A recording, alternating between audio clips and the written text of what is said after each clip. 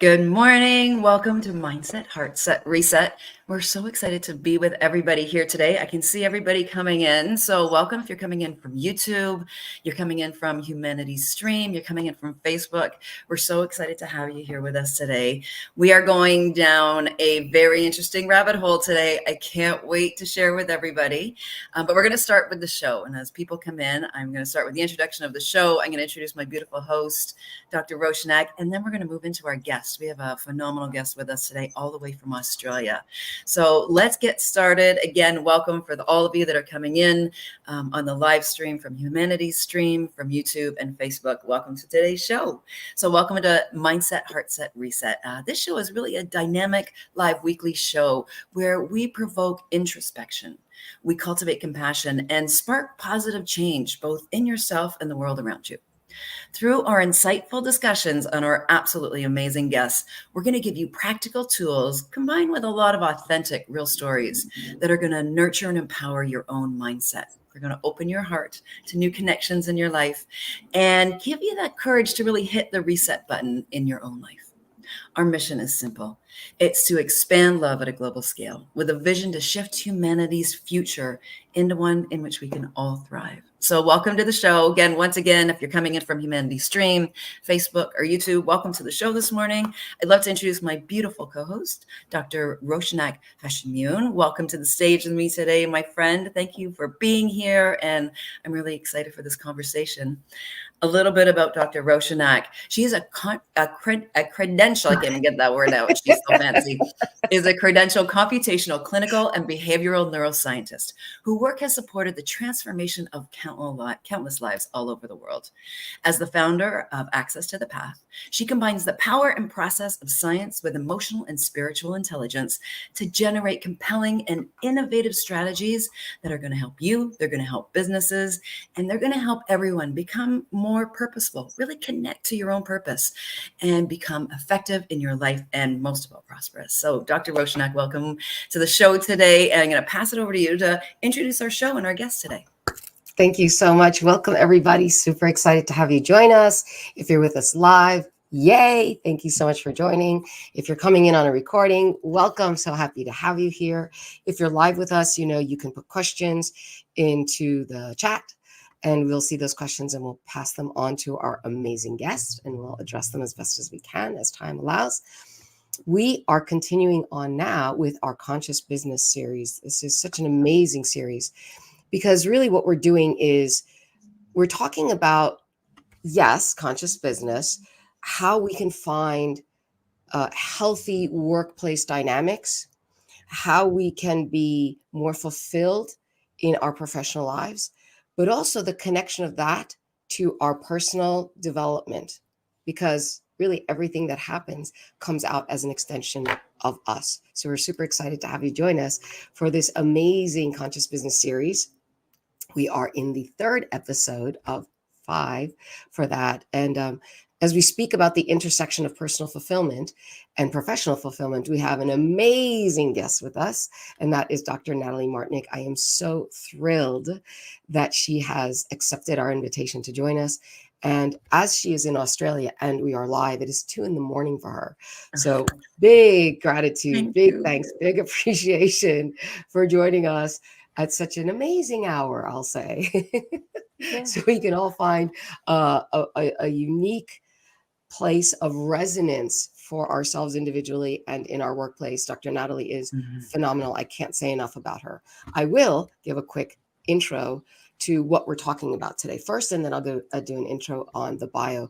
So Dr. Nathalie is a PhD who began in cellular biology, and now after working with physical biological cancer is looking at the ways in which we are figuratively fighting the cancers that are in our lives. And so her work is related to the ways in which we are expressing our behaviors healthily or unhealthily. And so today we're talking about toxicity in the workplace. The title of the show is Navigating Toxic Terrain: Insights into Workplace Dynamics.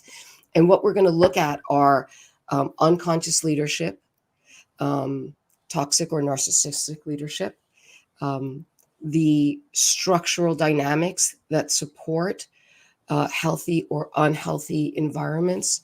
So in other words, how the infrastructure might be set up that can either assist or cause harm. And this can be done knowingly or unknowingly, and we'll get to that. We'll look at shame and how shame can help you or harm you, and its very close sibling, bullying, and even female on female aggression and bullying, if we can get to that. Those gender dynamics are really important and not often addressed. We'll have a nuanced discussion on how our own personal experiences and internalizations expand out into our interpersonal and professional dynamics, and how we can know when we're safe or when we're not. Because very often people will just say, oh, do this or you'll be fine, or make that complaint. And that's not necessarily the best way to go, because you could be the victim of a big fallout. So we're going deep diving today into the world of healthy and unhealthy workplaces and interpersonal dynamics. And our dive master is Dr. Nathalie Martinek. I want to tell you a little bit about her as we get into the belly of the beast, I like to say. As I said, Dr. Nathalie Martinek is an ex-systems biologist and cancer researcher turned consultant, group facilitator, and independent medical culture researcher. She specializes in helping individuals and groups navigate professional relationships and workplaces that feature burnout, bullying, and narcissistic leadership. Her clients develop interpersonal skills that facilitate effective leadership, psychological safety, conflict resolution, and purposeful relationships. In short, oh my goodness, she's amazing. We're blessed to have her. Oh my God. Right. In short, oh my God. Welcome. Let's just say that. In short, oh my God. Thank you. Thank you, Jacqueline and Dr. Martinek, for having me on. So great to be here with you. Yes. So, welcome. We'll just jump right into it. I know when Jacqueline and I were talking about this, so just to, full transparency to the audience, I have become friends with and a huge fan of Dr. Nathalie. Her work is extraordinary. That's how I discovered her. And the more I discovered what she was saying and learned from her, the more I was like, oh my God, like we just said, and then reached out to her and found her to be extremely honest and incredibly reflective and intelligent. So she really has this beautiful balance of knowledge and knowing, of the spirituality and what I call the science, because there is an evidence-based approach to so many things. And for her, and what I have learned so much, it's about the not just taking things the way that they're fed to us, but really sitting with them and allowing them to process through us to get our own authentic truth that leads to our own wisdom. And so I've become a huge fan. And as I was talking, and so I know quite a lot about what she does. She's very active on Substack, and she's on Twitter. She's on Instagram. You can find her all over the place. She's amazing. I highly recommend following her and reading everything she writes. I know I do more than once. Seriously, I do. I read her things over and over again. I take notes. And so when I was talking with Jacqueline about this, because I'm so deep into that belly of the beast, I found it really important, this conversation where, everybody isn't in the same place. And so what we'd like to do when Jacqueline and I had this conversation was really start at the beginning, because everybody who knows me knows I like to start with the fundamentals, right? So in starting there, let's go right to the basics, right to the foundation, to the little seedlings, and build our way up so that we all start up on the same page. Jacqueline, I'm going to hand it over to you. Well, and I think it's perfect to hand over to me, and some of you may be in the same situation when we started this discussion, is, I haven't been in a formal workplace for a lot of years. I'm an entrepreneur, and I ran my own business for years, and now I run my own charitable organization. And so for me, a toxic workplace, is a very different understanding today than it was when I used to work for a company, which was over 25 years ago now. And I know things have changed a lot in the workplace, and especially when it comes around this topic. So, my first question is today, and I'm hoping you're going to be able to help give me understanding today, is, what does toxicity in the workplace look like now and today? And how can we start to identify that for ourselves? Because I think that word's thrown around a lot, and I'd really like to get to the heart of the matter, shall we say. And let's start with a definition. So welcome. Okay, here we go. So a toxic Yes, workplace welcome, and is, you're on. Go. Tell us yeah, everything go. Go, about what run. Tell us everything. we Sitting months back to now. understand in 5 minutes. Okay, so I think, when I think about this, toxic workplace is thrown around a lot. It's easy to blame a workplace when we're feeling, Mhm. not so good about ourselves or not so good about our productivity. But I guess the foundation of what makes a workplace toxic is distrust, that you don't trust each Mhm. other, that people don't trust you, or you feel like they don't trust you. There's just an absence of trust or low trust environment. And why would that be? Because there's likely been betrayals. And how do we betray each other?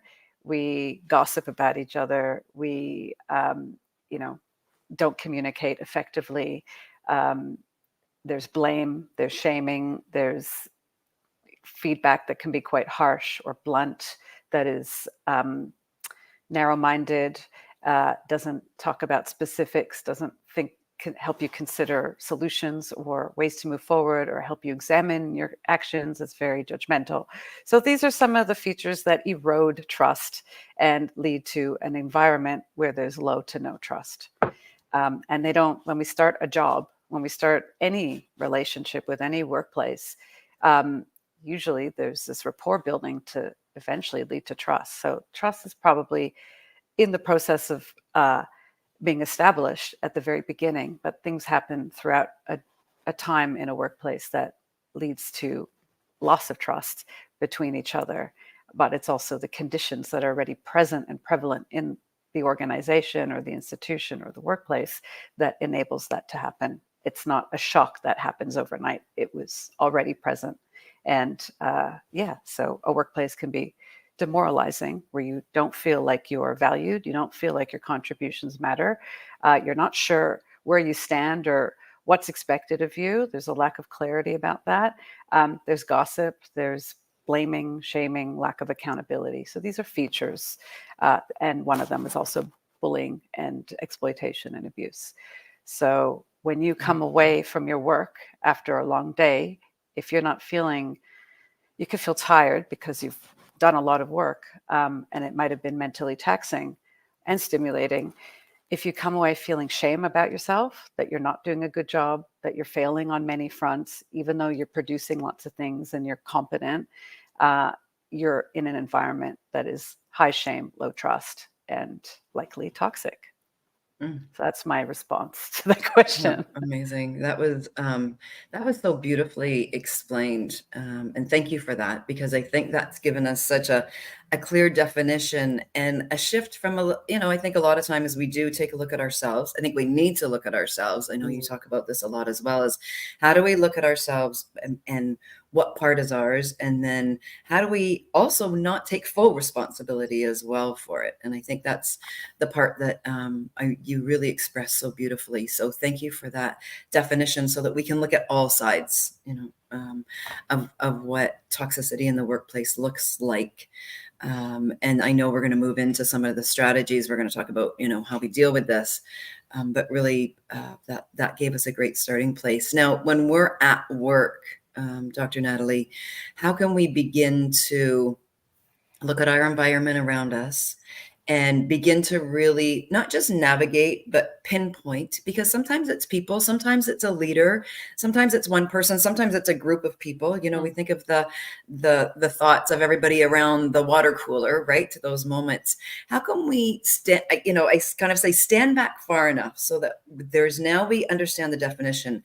How can we become aware of it and start to pinpoint these moments that may be happening at work, so we can reflect on them differently and go, oh, maybe this, right, is looking a little different than I thought. So rather than hitting you emotionally and taking you down, which I think it does for a lot of people, right, is how do we look at it differently and be able to stand back and go, oh, that's looking a little like toxicity to me, or that's looking a little bit, right?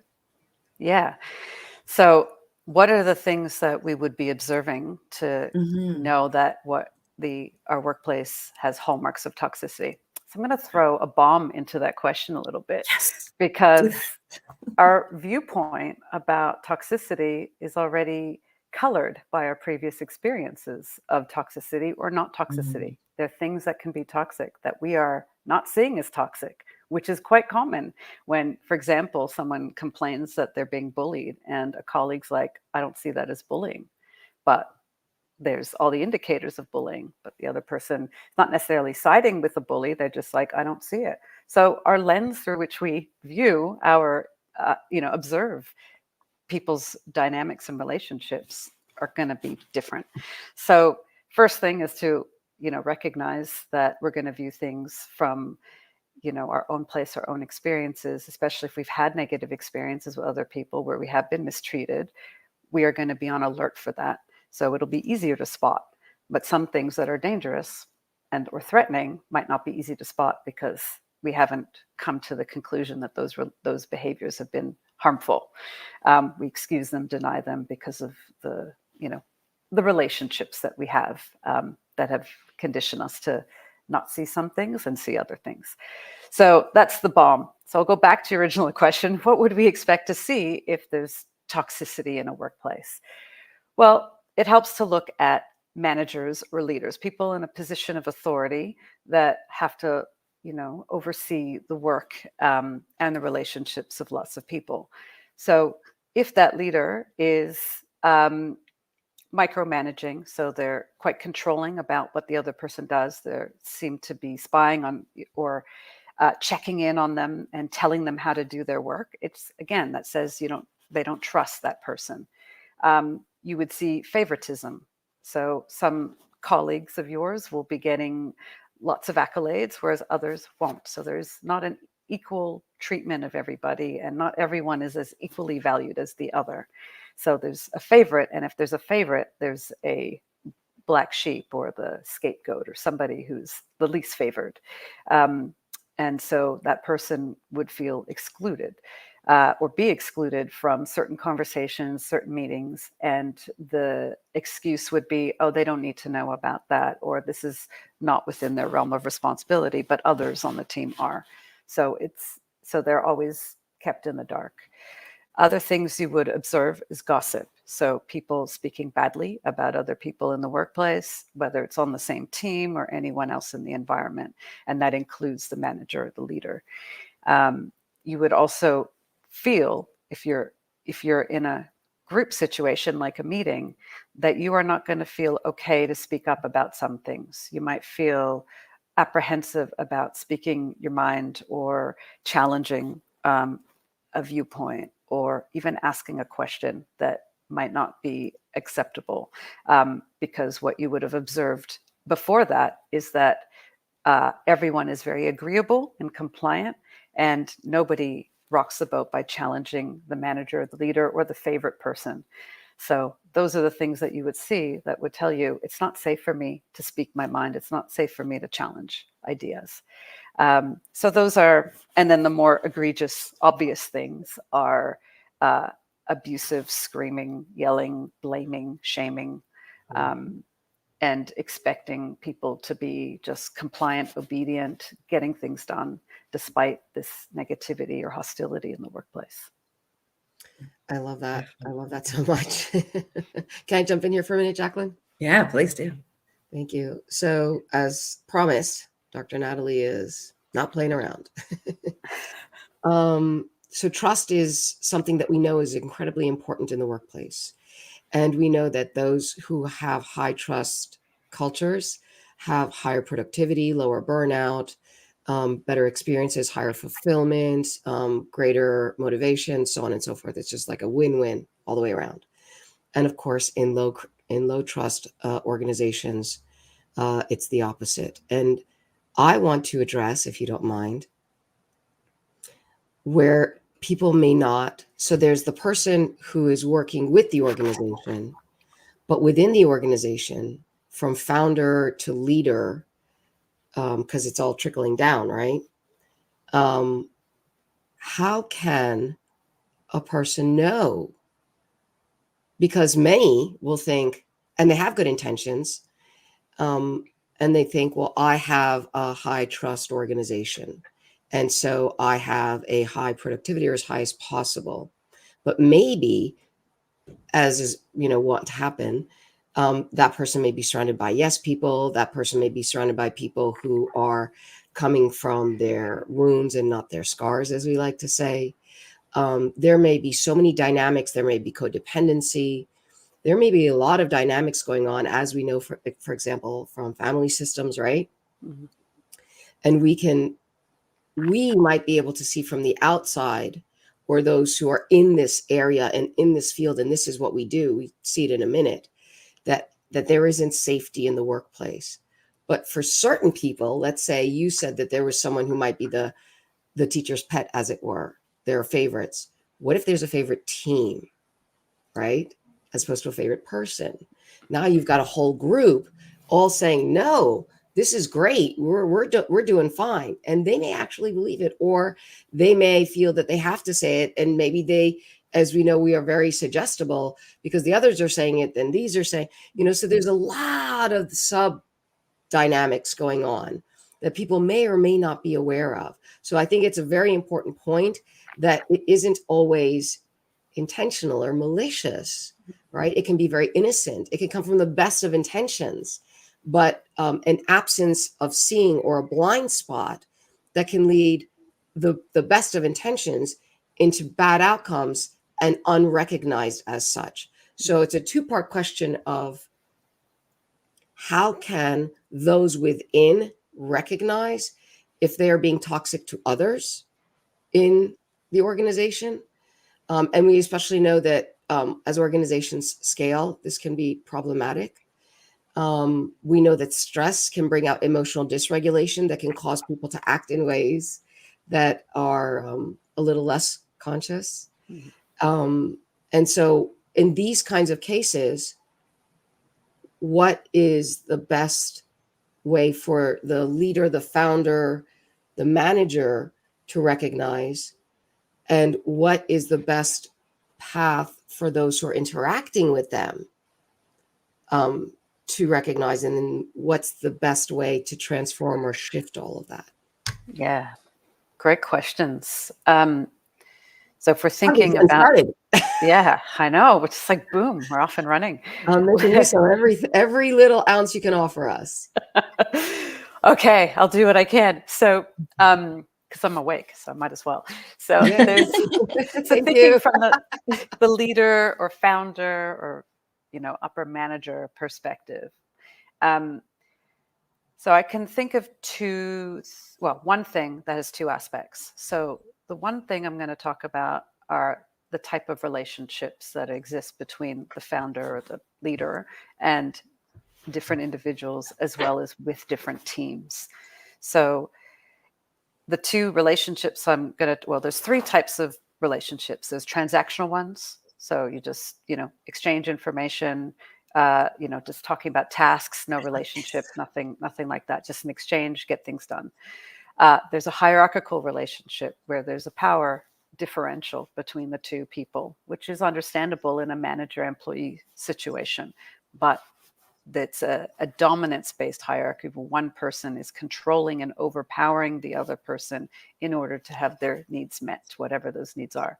And the third relationship is a mutually beneficial or mutual relationship, which is tough to come by, and it requires a lot of work to cultivate between two people quite openly and explicitly. So the hierarchical relationship is what I'll talk about or focus on, because this is the standard of majority of our relationships. This is what occurs when we are unconsciously co-creating, or not even co-creating, we're unconsciously entering into relationships, because the default familiar relational experience that all of us have is a hierarchical one between a parent and a child, where the parent is guiding the child, depending on the parent and their level of hands-on or attention that they're providing the child and nurturing and discipline to support them to regulate. There's still a leading, there's a parent responding to the child's cues and needs. So they're being, if they're attuned and attentive, but not all parents are 100% of the time. And so this is a, power differential, because it's required. The child doesn't know what it's doing. It requires guidance from a parent. But sometimes that's a blueprint that we reenact in our relationships over and over and over again. So as an employee, if I'm entering into a workplace and a relationship, what can happen, which will inevitably happen, is I enter into a hierarchical relationship with the leader, unless the leader is doing things to make sure that we are having a mutually beneficial co-learning exchange, that we are undertaking a relational approach to our relationship building rather than what we end up defaulting to, which is the hierarchical, and often the dominant-based hierarchy. So this is prevalent in all workplaces because it's our default. This is what is familiar to us because we've all had parents or caregivers, and this is something that we just unconsciously default into. So so as a leader or founder, having the awareness that this is where I default, where I end up being more of the parent, the father figure or mother figure to a person, and I expect that employee to seek my validation or want my attention or want my advice or want certain things from me, that is, more appropriate for a parent to do rather than a workplace colleague. And the employee needs to also be aware of their tendency to seek validation and approval and, want things from their authority, their parent authority, that is also not appropriate for a professional environment. So these go hand in hand. And sometimes the employee has this awareness and not the leader. So it's difficult to shift out of that, especially if the leader is bent on having this parent-child or master authority servant or obedient, employee relationship. But for the founders or leaders, it helps to be aware of this relational blueprint that is prevalent in all of us, or present in all of us, so that they can try to avoid as best as possible these unrealistic expectations that we tend to have when we are in a parent-child relationship, but in a workplace. That makes sense?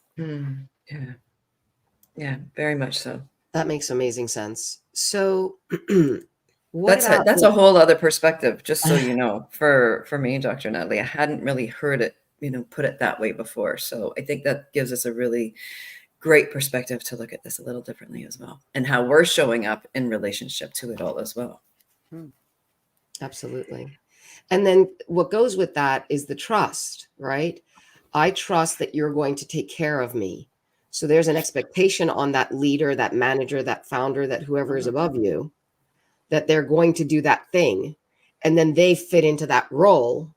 So it's this constant confirmation and validation of the roles that each one is playing. And it becomes very unconscious. And as we love to talk about here, it's all about being present and conscious to what's going on, so that we can, live better lives, be more fulfilled, be better with ourselves, and be better with each other. And so that trust is a very important thing. And when, as you were saying earlier, when you have that trust that the person above you is going to do this and the person below you is going to do that in this hierarchy, then everything is done to preserve those dynamics. And that can cause damage to others, because if there's a special relationship with a person or a team, then those outside, could get the brunt of a betrayal of trust, because now, to protect this dynamic, you're ending up damaging another dynamic. Yeah. And commitments can be broken, trust can be broken. Can you talk a little bit about that? Yeah, thank you for raising that. So it's modeling an approach that signals to everyone else in the workplace community of what is required of them in order to be successful. Wow. So to live into the authority figure, so it's the leaders, parental role, their unconscious role is the parent. You need to please them, appease them, or, do whatever song and dance that will keep them happy, which is a distraction from the work that needs to be done, because you're too busy playing these mental games and these performative games. And often it can be unconscious, right? Yes, exactly. You don't even realize you're doing it. Yeah. I mean, there's some examples, of course, where it's quite conscious and deliberate from the leader's part to create a competitive environment and to play people against each other. So they get their form of entertainment, but it helps them feel powerful. that they're, the mastermind and the puppet master of all these little dynamics.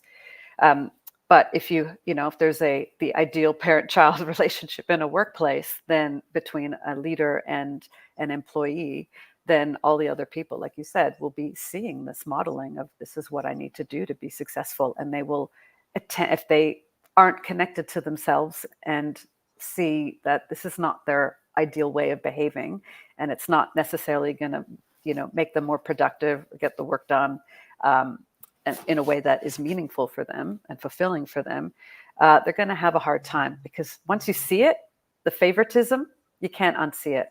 So it does create this resentment and shame within the workplace team. It does create a hierarchy, because the ideal relationship, it ends up being on the top of the hierarchy, and everyone else slots in and to the least favored, so the one who won't play the game or tries really hard to play the game but isn't succeeding. So it does create this inequality. And like what you said, if it's a parent-child or that hierarchical, the dominant-based hierarchical relationship, then there's the trust that you talked about is conditional. I only give you trust as the leader if you continue to fulfill the obligations that I impose on you, but never explicitly said, and you never explicitly agreed to. It's the things that are unwritten, unspoken, that are expected of us, just like what we have in our families, until, somebody violates these rules, these unspoken rules, and then they become explicit sometimes. Yep. So this is, it's an unhealthy environment. It's an unhealthy relationship, because everyone is trying to fulfill these expectations that have not been agreed on when they, sign their contract to work there, because these things are unspoken. The work is always about the job and the tasks, and then talking about the values. These are our preferred values, and we want respect and all these great sounding things, but there's no separate area about the quality of relationships and how they need to, what this employee needs to do and what the employer will do in order to create and sustain the trust that you hope to have in your workplace environment. And so what that brings up for me is communication, right? How do we learn to communicate to improve that, to address that? If I'm an employee and I'm feeling left out, or I don't feel safe, and I'm being gaslit into being told that this is a safe environment, everybody's happy, what's wrong with you? Which is exactly the behavior that is the iconic presentation of an unconscious and unsafe working, right? So what can the employee do, and what can the leader or employer do to address this, to work with it, to improve it? I'm hoping people are going to be watching this, and some people will say, oh, that's my workplace, or oh, that's me, or oh, that's somebody I know, or oh my gosh, I didn't realize, like Jacqueline just said, oh, I didn't even know, I didn't even recognize this. And that's the point. We're hoping that as we spend the time to unpack this, we start to find truths so that we can move to better, right? Yes. And this is a difficult question to answer, because again, it depends on the workplace conditions and the ability to explore ideas with the leader and challenge thinking that the leader's thinking. If they are pretty narcissistic, it's their way or the highway, and if you don't like it, that's too bad, go get another job. Yep. And some of them do the performative empathy, where they come across as caring and empathetic, and I want to hear from you, your feedback's important, and then you give the feedback and there's no accountability, and then they eventually use that to retaliate against you. So that's an accountability averse leader that I like to call. So it depends on the individual, the employee who's experiencing a lack of safety and an inability to speak up, or not being favored or being excluded, their courage and their ability and confidence to be able to raise it with the leader, regardless of the leader's attributes, and help that leader explore. So if the leader claims this is a safe environment, I don't know why you're feeling this way, nobody else feels this way, right. Then that person would need to say, the employee would need to go, okay, so what is it about our workplace that is safe? Tell me, so you're trying to get specific examples and tap into their thinking of what they perceive as safe. And the unconscious leader will give vague or, just statements that just kind of deflect, and they don't give any clear examples because they don't even know what that is. But the more conscious leader will be able to cite some examples, and then that offers an opportunity for the employee to go, okay, so you gave this example. Can I share my experience of that time that you've just raised? And to do it in a way that it's going to be confrontational for a leader who is averse to feedback or has a hard time taking on feedback. It'll be confrontational for them to hear, but to be able to say, this is my experience, this happened, and this was the effect. So and every leader will say, I want feedback. Of course I want feedback, but then how they respond to that feedback is extremely telling, right? Yeah. So the employee almost has to come up with their own solution or their way forward that, strokes the ego of the leader. We talk about that too, but isn't it so many leaders actually don't have any leadership training or are given this emotional intelligence, understanding what this actually all means? I mean, we're all sitting having this conversation here. I promise you, the last time I was in a leadership environment where I was leading quite a large team in my 20s, I wasn't given any of this training. It was here. How are you going to best support your sales team to sell more? So let's teach you those skills. But, I was never given emotional intelligence training. I was like, here, let's train our employees how to smile when they're making a cold call, right?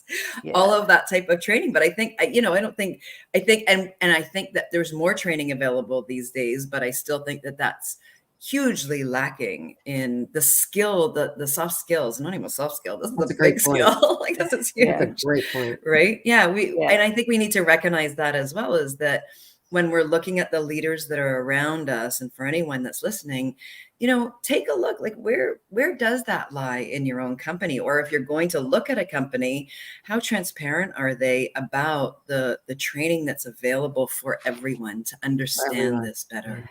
Yeah. Agreed. And leaders, they would need to want to improve instead of assume that they embody all the leadership skills and everyone's happy. I've been a leader for 10 years, 20 years, 50 years, whatever. So therefore I know. Yeah. And that's leaders, that's the cycle that just keeps going. Or like, I had this one success, and so therefore I know. So they have to want it. And then the other part is the employee who's wanting, their feedback to matter, when really, if the leader is accountability averse, their feedback won't make a difference. And it might actually hurt the employee because they're in a lower status, more vulnerable position. So that person has to go, okay, what is my tolerance level here? What can I do to stop expecting certain things while still finding something meaningful and valuable in the work that I do? How can I give my best so I feel good about what I'm doing without requiring the validation or whatever it is that leader is bestowing on me to make me feel special or not special? What can I do? What's within my control? And part of that is managing our own egos about what we want from that leader, because they're not going to give it to us. So if they're not going to give it to us, stop wanting it and find ways to give it to yourself and acknowledge yourself, value yourself, and have your own cohort of people to help you reflect on your own practices and on the way that you manage this tricky relationship, because you can't do much in terms of the relationship. You can do a lot within the scope of work. And if it becomes intolerable, then it's, time to think about leaving, because it's the more intolerable it is, the more you're going to feel crappy about yourself, and you're going to come away every day feeling ashamed, feeling incompetent, feeling all the things, because that's what toxic workplaces feeling all the things we already feel. Like, let's be serious, right? Yeah. I mean, we're all dealing with this individually, that, it came up right away, that feeling of just being enough and valuing ourselves. We can call it the term of self-love, but just knowing our own value. But when you've got that compounded from another direction as well, it just tears us down when we don't even have the ability to bring ourselves up. Yeah. So we need a group of people to compensate for that, who will help us, remind us of our worth, our value, our greatness, our attributes, as well as our areas of development. We're not perfect. We're not done. None of us. But also to go, your leader won't see you, can't see you because you don't reflect their ideal. They favor those that, reflect their ideal. Just because you're not their ideal doesn't mean you're incompetent, not good enough. Has nothing to do with it. They're completely separate things. So stop trying to please them and please yourself. I love that. Can you speak to that in terms of, so Dr. Fouad Alame, who kicked off our Conscious Business series, he says, change your workplace or change your workplace. So whenever you come into a workplace, you try, as you do personal development, you try to bring that into the workplace to improve the workplace. You can't just sit there and complain and go, well, this really sucks. You make the effort to make it a better place, because every, a workplace doesn't exist but for the people in it and their dynamics, correct? So then you try to bring the best into that, and you try to improve it, and you try to wake people up and make them more conscious, or, provide the support or whatever the different strategies are, which we want to hear from you, by the way. But having said that, can you, and then if it doesn't work, then leave, you go somewhere else, right? I'm this incredibly talented person. I have a lot to offer. We have to remember that. I'm going to take this and go somewhere else, which is a better fit. Can you then help us to understand where toxic positivity comes into that equation? Oh, favorite topic, toxic positivity. And someone said, that seems pretty harsh. Can you just call it inappropriate positivity? Yes. Sure. Rewording Okay. what you're saying, redefining what you said, relabeling it to fit whatever their own narrative is, and then saying, well, we only say nice things here. We only say good things here. We never say anything bad, or we never complain. We never criticize or give feedback as seen as criticism and negative and all that stuff. Talk to me about that. Yeah. So toxic positivity is an attempt so we can do that to ourselves, and we can do that to other people. So toxic positivity to ourselves is we find excuses to avoid feeling the hard feelings like shame or guilt or, anger. So we just find some convenient statement or belief that helps us just go, okay, this will give me the strength to just move through this and deny everything that I'm feeling inside, because it's actually not safe or even productive for me to even go there. Or even accountability, right? That's a good way to shirk accountability. Yeah. And so the way we do that to others is if someone's struggling, we dismiss or invalidate by saying, there's, everything happens for a reason, or just forgive yourself and it'll be fine. Or, it's okay to not be okay. Like, means nothing. I didn't give that person the space to just air their grievance or just air whatever is going on for them, and I can just sit there with them and just go, okay, yeah, it sounds like you're going through some challenges right now. There's things going on. Let me acknowledge at least that. Instead, our discomfort with other people's struggles makes us not want to be there, but we're trying to appear like we're caring by using these, convenient statements that are quite meaningless and unempathic. So that's toxic positivity. Everything happens for a reason. There's a purpose to everything. You may not know it. Trust in the divine. I mean, there's truth to these statements, but it's the wrong thing to say at the wrong time. And it helps if the person comes up with that themselves, that that's their own belief after there's been a conversation where they got to process their thinking a little bit, and you've supported them to make sense of their experience. And then in the end, they might be reminded of something that they've believed all along, but it's more truthful because they've had an insight that links to that truth of, I trust the divine, for example, versus me saying it to them and trying to implant that into them and get them to feel better. It's not going to work. And it makes them feel crappier. Yeah, exactly. And most people don't give themselves enough time to process, right? So they'll write themselves off and go, well, everything happens for a reason. And that really is a tremendous disadvantage, because what's been happening to you needs to be processed through so that you can understand and develop the wisdom that goes with that experience, and for you to even know what that experience is for you. So it's an experience has two definitions, right? One is how you are processing an event, right? Through all your various filters and et cetera, reflection and so on. And it's also like the years of how you've been doing that sort of thing. I have so much experience, but then every time we remember a memory, we change that memory. So our experiences are constantly changing because we're viewing them differently. And based on whatever the parameters are now, I have different filters to take that through. And if we quickly say, well, everything happens for a reason, then we don't give ourselves that opportunity or that gift of what we could get from those events that occurred, so that we can learn in a way that is honest, authentic, and truthful to ourselves, right? As opposed to what we're supposed to be thinking or feeling. Right? Absolutely. So, and then there's also the saying it to someone else, as you said, to sort of, because you don't want to deal. It's like when someone cries, you're like, don't cry. Why do you say that to someone? I'm like, cry, let it out. We only say don't cry because we don't want them to be uncomfortable. Yeah. I'm we sorry, also don't want ourselves to be uncomfortable. Yeah. Right. We don't know. Yeah, exactly. Both of us. We don't want either of us to be uncomfortable. Right. But it is for our own discomfort. We can't hold that space. We are so bad at connecting with our own feelings and what to do with them. We don't even want to let other people go through their feelings. Right. You know, and then when somebody does say something or does stand up, because they are practicing this in their own truth, and they do have that power, then, as you said earlier, it comes across as confrontational. You know, you can call a spade a spade. If you're someone who is really solid in your own foundation because you've been doing the work, now you're dealing with a world that is mostly unconscious, not doing the work. And then they try to make you the bad guy because you're present, and they can twist who you are. And so how do we work? And in workplaces, this happens a lot, right? Because people are sort of not really tending to each other in this intimate way. So there's this there's this physical closeness, there's this, we see each other a lot, but how well are we truly connecting to ourselves and the other person?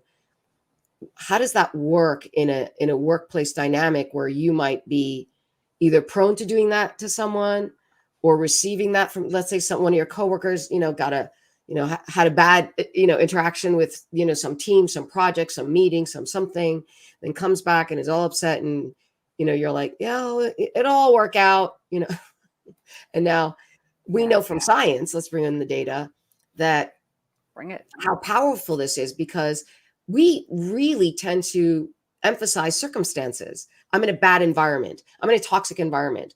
I'm in you know what I mean? If only my environment would change. And yet we know that for ourselves, if we're feeling sad or upset or really, not good about something, if we share that with someone who connects to us, who makes us feel seen and heard and understood, then literally the science shows that it halves that energetic activation. And so nothing has changed. All the circumstances are the same, but you feel better. You feel like you can handle this now. And as mental health is a huge buzz term these days, and we're going into next month, May, which is mental health awareness, it really is important to affect our mental health, which then speaks to the bottom line of every company. Like, you might think, oh, that doesn't matter. Who cares how my employees feel? Who cares how my team feels? But that's your bottom line. That's where your productivity comes in, and also burnout and so on. Everything that affects it directly and indirectly. What do we do with that? How can we address that? How can we manage that? Well, okay. So the example you just gave of the person, receiving the care or the caring ear of someone else to share their struggle, and they come away from that exchange feeling better about themselves. Even though it's something that's within the self, it's also relational. And what that does is actually increase trust. So that person listening to me and helping me feel more at ease, or at least letting me soundboard, these feelings and ideas so that I can, get some clarity. And they're not offering me advice or anything. They're not giving these little convenient toxic positive statements. They're just being there with me as I go through this process. I now see them as trustworthy because they prove their trustworthiness to me. So I trust them more. Open communication leads to trust. Yes. So I'm more inclined to go back to that person the next time And hopefully that person, and I will feel grateful for them. I would want them to be able to come to me. But if I was, unconscious, I would start to expect that they would do this for me all the time. Every time I had a struggle, I would go to them and expect them to be my soundboard. And if I was unconscious, when they weren't able to do that, I would feel resentful, and then I would lose trust in them. So it's, again, that conditional trust, and just highlighting the difference between the conscious version and the unconscious version. So how do we create that in a workplace? Well, we'd have to, be able to slow down and take a relational approach, that I want to be there for you, and I want, I would hope that you'd be there for me. But if you're in an environment where you discover you're getting toxic positivity, you're getting, dismissive, invalidating responses to you airing your grievances, then you need to do two things. One, or at least two things, but the ones on the top of my mind are: stop going to people who can't be there for you and are not interested in listening to your struggle and just want to offer advice or be done with the interaction as quickly as possible. The next thing is find someone you can process this stuff with outside of the workplace, which is probably better, because if there's stuff going on with the team, when you start talking negatively because you've had a bad experience, you're actually contributing to the gossip. You're starting to influence people to see things differently. And that in itself is not great. So because you're not presenting a balanced viewpoint or a way of seeing things from a number of different perspectives, because you haven't processed it yet. You haven't done that work. So you're just going to people wanting to offload and dump and hope for some reprieve. And you might get that, but you're now contributed to the toxicity. So the other way to approach it then is being a little bit more general and asking someone, would you mind if I, soundboard a question about things with you? And so instead of bringing the experience, the negative experience, be more curious and ask a question, an inquiry about, what would I do if I was in a situation where X happened and this was the effect? What are the different ways that I could, perceive this situation? Because I have one way, but I would like to, I'd value your input on how else I might view it. So you're not coming with specifics. You're not degrading anyone else. You're coming with a focus of developing a bigger, a greater understanding of the bigger picture, and getting support from someone, hopefully, who can help you reflect on that experience. So reflective cultures are really beneficial cultures, because, again, if I feel like you've been helpful to me, I'm going to trust you more. And I'm not necessarily going to expect you to help me every time, because then that becomes, a bit of a dependency, and that's not fair. But it means I now see that you have the capacity, the skills and the attributes that will help me explore things from, multiple perspectives. These are great so-called soft skills, but they're actually pretty hard to do when you think about it. And it makes me feel more connected to you. And hopefully you feel more connected to me because you've been able to help me. And when we help each other out, we feel good. And that feel good is, can hopefully permeate in the environment if this is the thing that we're seeing our leaders model with employees and with each other, with other leaders too. I love that.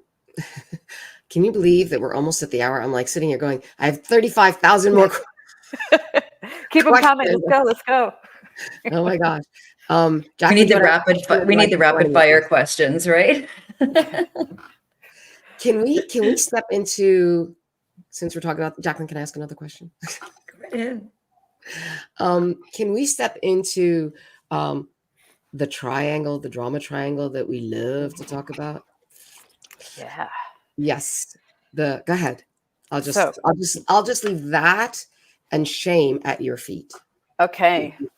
All right. So Cartman's dreaded drama triangle. Yeah. So this is a model that was developed by Stephen Cartman, who's a psychiatrist. I think it was back in the 70s, maybe earlier. I can't remember the date. And it defines three roles. So if you think about the model as a triangle, and there are three roles that are present at each point. And there's the victim. So it could be any victim. It could be someone who's slandered, gossiped about. It could be someone who's been abused, who's the target of a bully. So any example of victim. There's a persecutor, who's the, offender, the bad one. So, and then there's the rescuer. So when there's if you're in a workplace environment and you see an argument going down between two people, if I'm the observer witnessing this, then, or the bystander, my default is to start to look for who is the bad guy, who's the good guy, who do I need to side with, who do I need to protect. We do this automatically. Our constructs about what's going on get triggered immediately, especially when we view a situation that is threatening, or there's a bit of danger to it, or there's some uncertainty or discomfort. We immediately go into this drama triangle. We don't see, it's hard for us when we're triggered to be able to go, I wonder what's going on here. I wonder what led to this argument. Are they arguing? What are they arguing about? We don't go into these curiosity spaces where we want to inquire about what's going on. We go into, I need to act here. Somebody's in danger, and I need to. And if I already had beef with somebody in that interaction, I'm going to automatically see them as the perpetrator. And that's just how it is. So this is our default. This is a shame-based default or discomfort-based default, or it's not a helpful place to be, because we get entangled in this dynamic just by assigning the victim and perpetrator or persecutor. That makes us the rescuer, the savior, the fixer, the advisor. But if I come in to intervene in this situation, then one or both parties might see me as the new persecutor, because I've interfered in something that had nothing to do with me.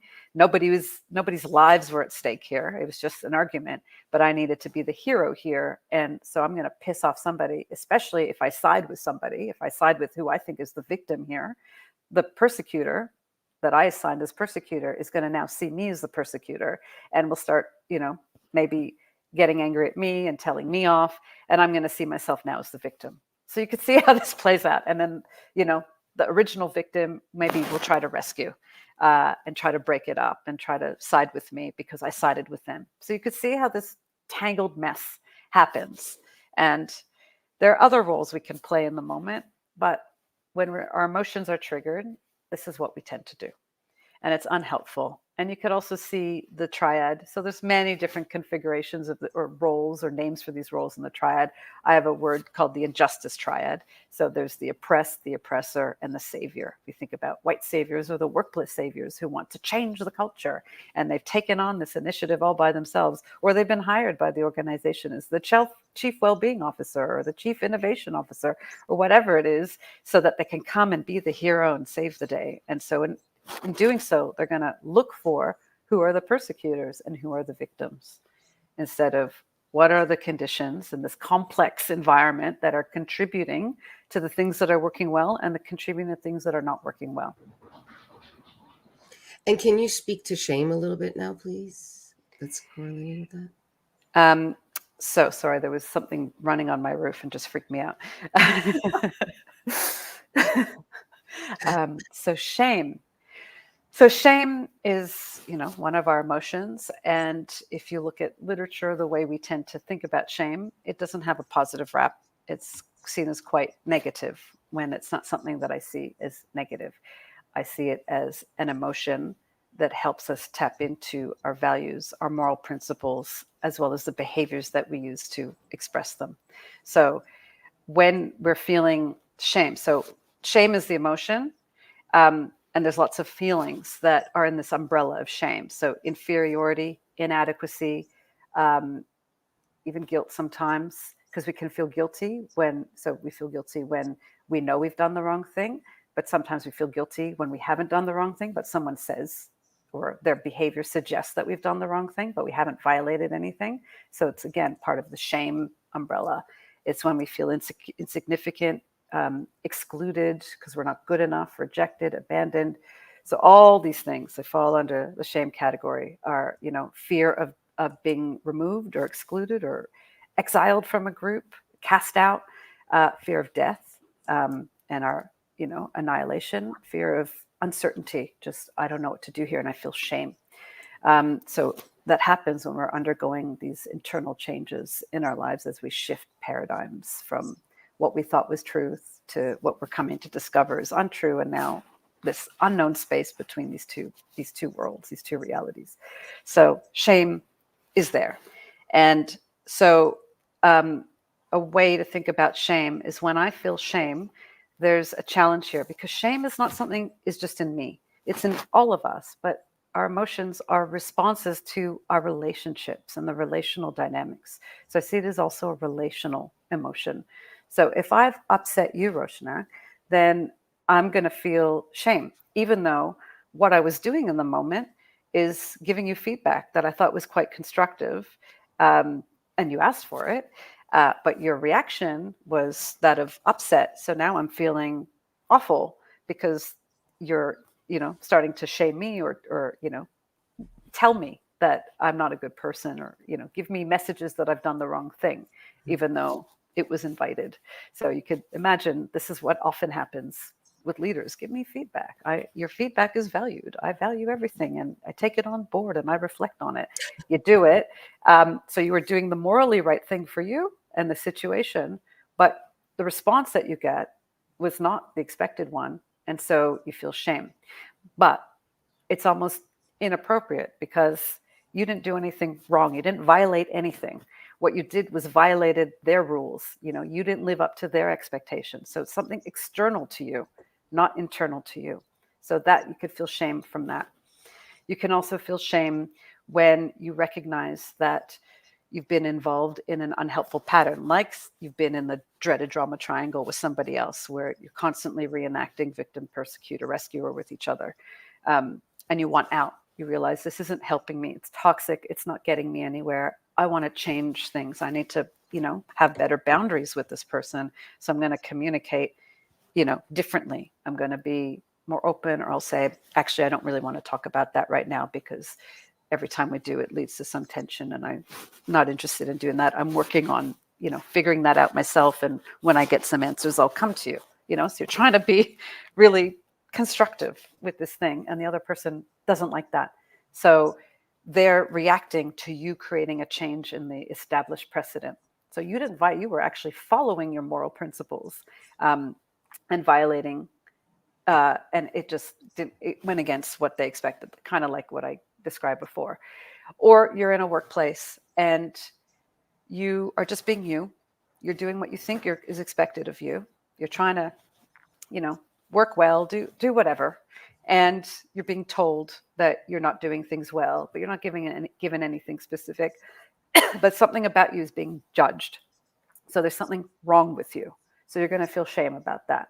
But you're not breaking your own rules, because again, this is about your own following your own principles and values. And you're not clear about what rules you're breaking. It's just someone's judgment. So they're shaming you to, in a sense. So about something you didn't know you did wrong, and you didn't actually do anything wrong according to your own moral compass. And so those are a few examples. And doesn't that shaming or that judgment come when it comes from the other person, when you are standing in your truth and in alignment with your own values and moral judgment, and then you're being judged or shamed? And usually, as you said, it's very non-specific. And if you push them on, well, give me specifics, then they're like, they start to stutter. Isn't that because they're emotionally dysregulated? They're coming from something. Yeah. Yeah. And then the third example of shame, which I call shame 2, is the one that leads to moral injury, where you feel like you have to violate your principles in order to appease the authority or appease the workplace environment. So, for example, during the height of COVID, when, medical students were graduated early, so they didn't have the experience for this thing. They were thrown into the fire, and they didn't have adequate equipment, protective equipment. So they felt that they had to do this, despite not having the confidence, the skills, or the protective equipment that would, keep them away from harm. And so they, many knew it was not the right thing to do, but they did it anyway because there's threat if they didn't, or they thought there was threat that they didn't. So over time, it erodes your moral compass because you're violating it over and over again, or you're witnessing things that are causing harm to other people and you're not doing anything about it, or you are contributing to the harm of other people. So you're going to feel shame. And I think this is a good thing, because how else do we calibrate our moral compass and check in with ourselves and adjust our behaviors so that they are congruent with our moral principles if we don't feel shame. So it's a very instructive and important emotion rather than something that we should avoid feeling or, see as negative. It's very important because I think what we see in a lot of unconscious leaders and unconscious employees who are very demanding and abrasive and entitled, that they're shameless. They lack the ability to feel shame. They're not learning from experiences. They're not experiencing regret or remorse from, wrongdoing. They're just continuing to do it and demanding that everyone acquiesce and comfort them. Mm-hmm. We are at the hour. I'm going to ask you, because we promised people we talk about bullying and woman-on-woman aggression, and there's so much to discuss. We can. And I'm awake. Right, just let's go. As we talk about shame and the different levels of shame, because I always talk about how shame is the most toxic emotion, and it speaks to our sense of worthiness and why we hide it in the dark, and how it can be viral because, and that leads to bullying, right? Because in order to avoid having my shame be seen, I'm very good at this is what bullies do, right? They're very good at being able to spot what your shame is, and then they'll spotlight it so no one will be looking at my shame, but they'll be looking at yours. And that is part of that sort of viral leading to bullying and so on and so forth, right? Yes. There's a lot to talk about that. So I'm going to ask you to come back next month during Mental Health Awareness, because we have a lot to talk about. We need another hour. Oh, you're muted, Jacqueline. You're muted, Jacqueline. You're muted. Wait, you're doing what I usually do. Yeah.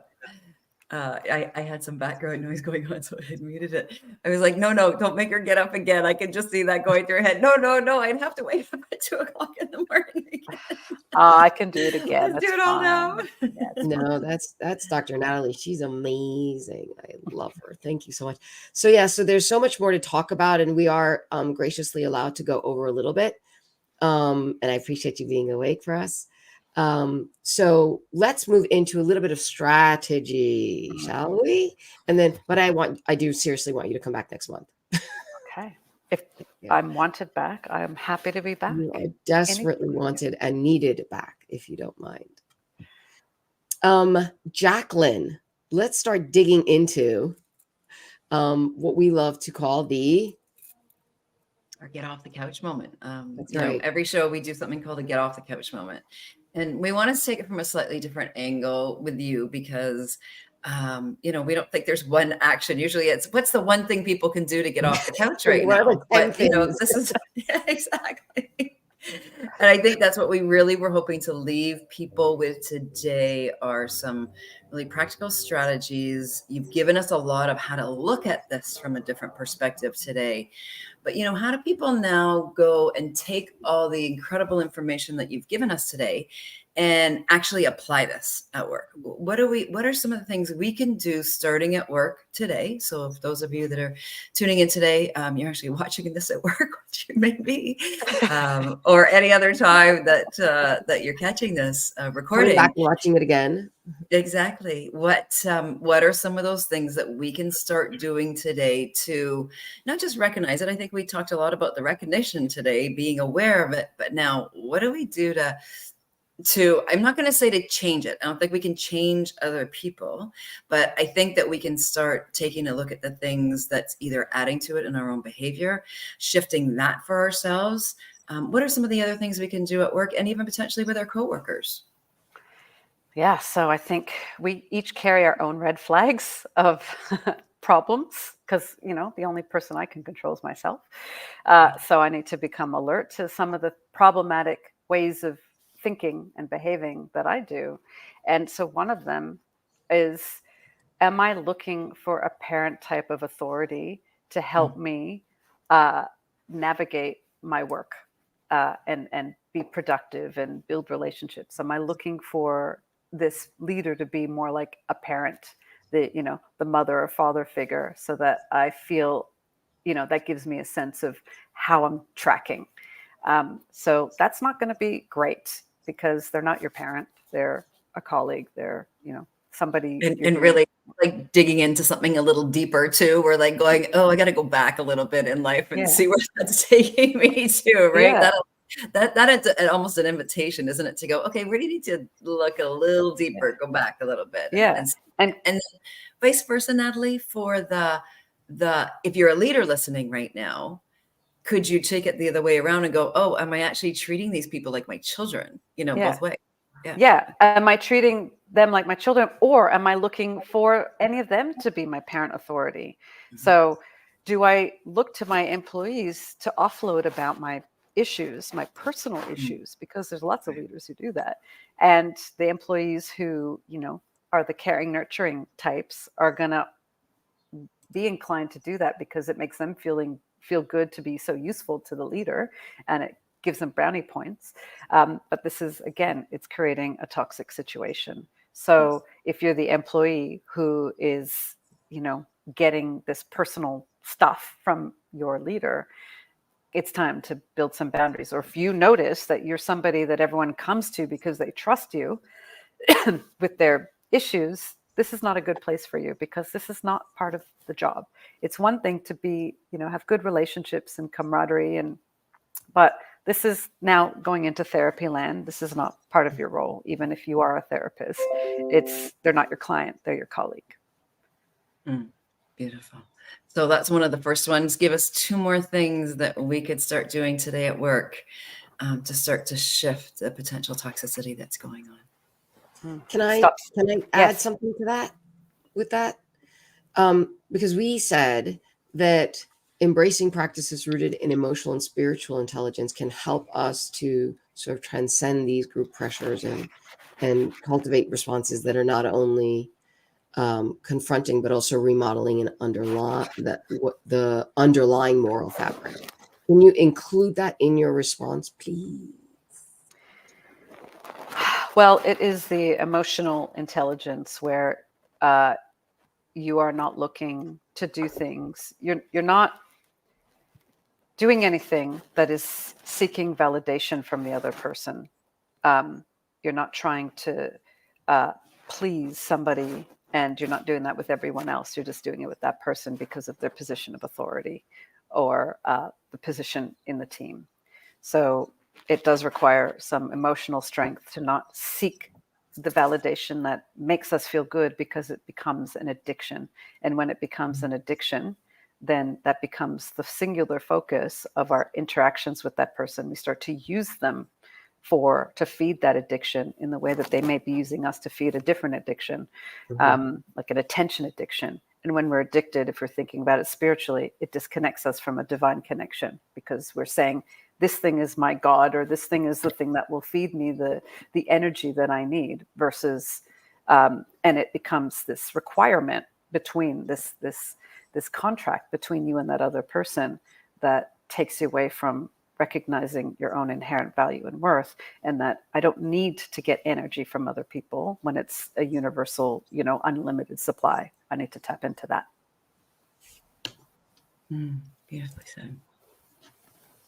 So, but Jacqueline's original question about more strategies? Yes, more strategies. So this is in the workplace to navigate the toxicity. So if you're somebody who likes to gossip and you get, makes you excited because the work can be dull, how about you don't? So if you've already established a precedent where that people expect you to, talk smack about other people, you might make excuses to leave a conversation so you don't feel compelled to have to do that. Oh, I've got a lot of work on, I need to make some phone calls, whatever, benign excuses. And then you just avoid accessing those situations where the gossip is happening, the water cooler chats or the bathroom talks. You just bow out. You just avoid it, especially if you know when they happen. Or if somebody's debriefing about something that happened and they're doing it judgmentally and, maligning somebody, you just don't say anything. So that's another strategy. That's such a big one, I think, because that feeds both the negativity in us and then creating more of a negative atmosphere at work as well. I think that's a huge one.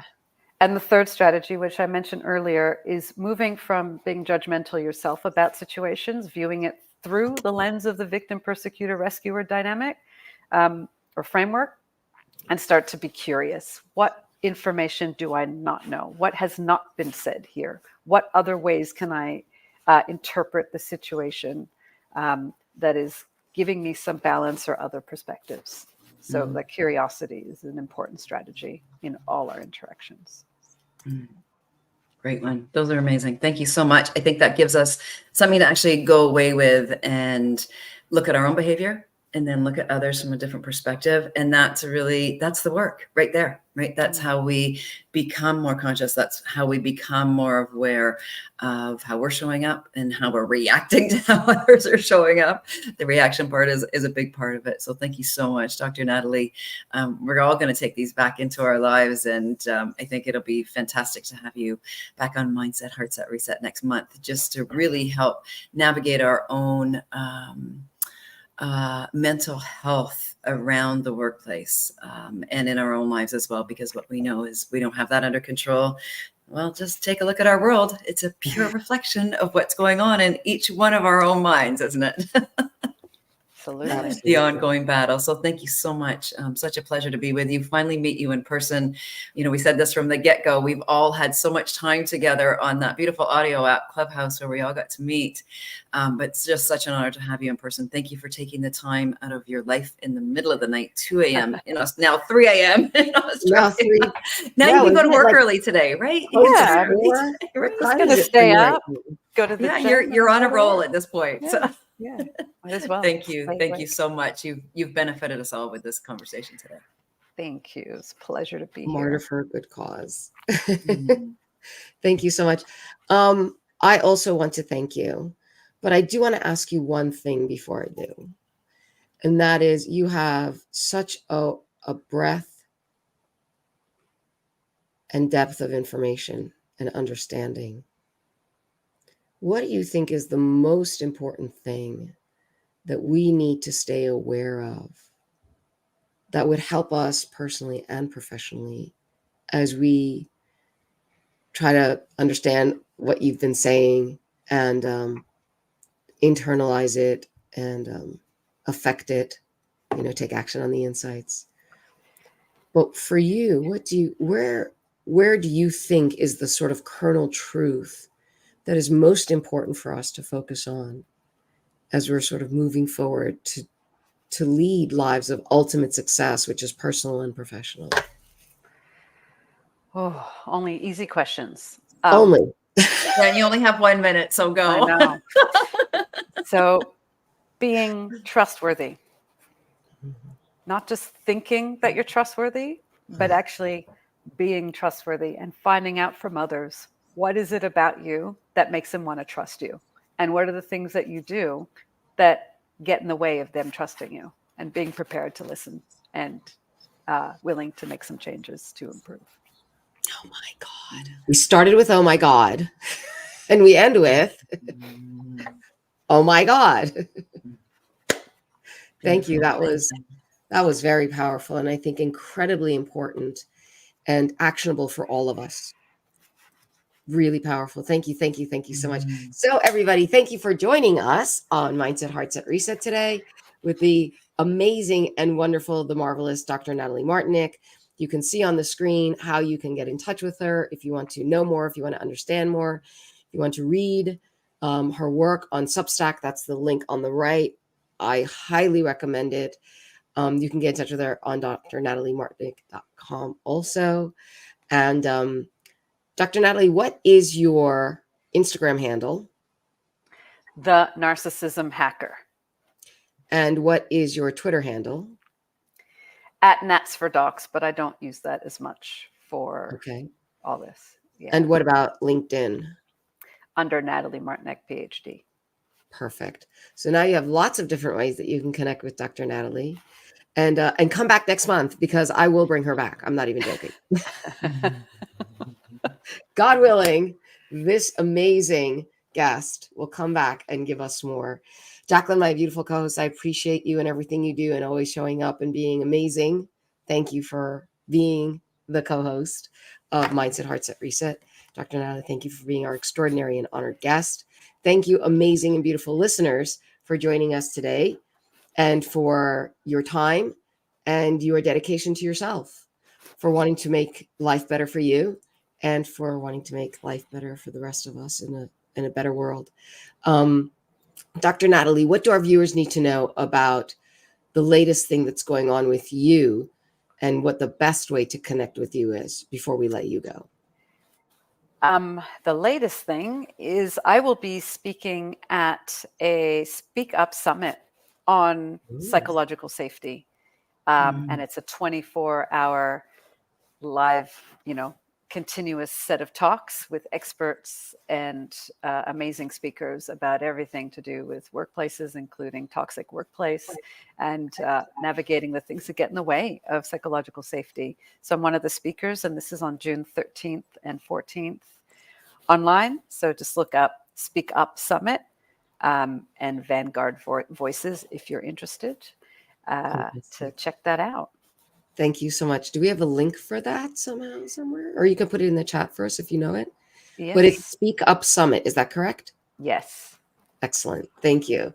So there you go. That's the newest thing that you can catch up with psychological safety with Dr. Nathalie Martinek. We also invite you to come back and join us for next week's show. We will have Paul Terrell with us. Super excited to have him here. He will be speaking about conscious leadership, the personal level of work that we do, and how that may or may not move out into the world to help create, from a conscious individual, conscious business, and then global impact. So we're super excited to have him join us next week. Check us out on Tuesday at 9 a.m. Pacific, 12 p.m. Eastern, 4 p.m. GMT, 6 p.m. Central European time right now, because it's in the summer. And if you've missed any part of this amazing conversation, or you want to go back and start from the beginning of the Consciousness Business series or anything else, please check out our playlist, Mindset Heartset Reset, under the Humanities Team YouTube channel, or on Facebook, or our private viewing room, or Vimeo. We have so many different ways. Or you can connect with Jacqueline at 365give.ca or with me at accesstothepath.com. We'd be delighted to support you, answer your questions, and help you get even more of the amazing guests that we have had on this show and the beautiful information that they've all generously shared in order to help every single one of us to live better lives and to create a world in which all can thrive. Namaste. God bless. Namaste. Hope Have a to see beautiful you. day, everyone.